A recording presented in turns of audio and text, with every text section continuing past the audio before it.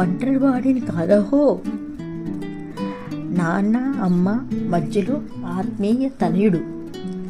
2000 సంవత్సరం ఆరంభంలో గాలిగట్టంలోని గాలి బందీ అయిపోగా ఊపిరిని పీల్చుకోలేక గాలిగదులు మూసుకుపోతే యవ్వనుడైన పుత్రశోకం మిగిల్చిన ఒక్కగానొక్క తనయుడు మరణదినం దేశమంతా వరదతో, చీకటి అల్లతో, ఉరుముల శబ్దంతో, మెరుపుల జడిలో జడిల వానతో పిడుగుల పాటు రాలుతుంటే చూపు కానరాని కటిక కాళరాత్రి, పగలు రాత్రి తేడా ఎరుగనంత దీర్ఘ చీకటి, ఊరు కాని ఊరిలో, దారి కాని దారిలో భూస్థాపితం చేయబడి ఎండనక వాననక ఆకులు అలమలు నిండిపోయి ఓ కన్నేసిన పాపాన దేశ దిమ్మని వంటి సమాధిలో దీర్ఘ నిద్రపోయినటువంటి కుమారుడు.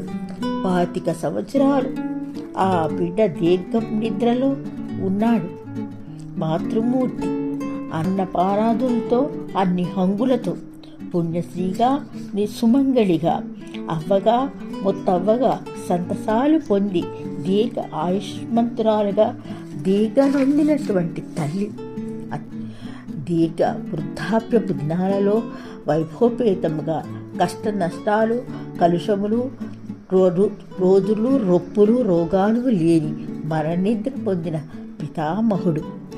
ఆలు మగలు ఆది దంపతులుగా ఒకరి కోసం ఒకరు కలిసడంలో కూడా సతీ సమాధి చెంత చేరిన పితామహుడు ప్రకృతి విలయ తాండం చేయగా సమాధిలో ఏకాకిగా నిద్రించిన ఒంటరి పక్షి కొడుకు 25 ఏళ్ల నాటి సంఘటనతో నేడు మాతాపితల నడిమిన నిర్మించిన గూడు వంటి సమాధిగా మారి భద్రంగా తల్లిదండ్రుల హక్కున చేరి ఊపిరి పీల్చుకున్న ఏకాకి తమ్ముడు.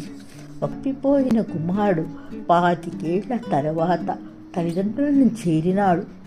దీర్ఘనిద్ర పొందినాడు.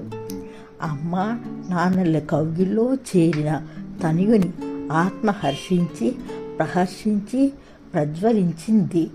హాయితో ఒంటరి ఆత్మ కాదహో నాది అంటూ ఓ అరుపు అరిచినాడు.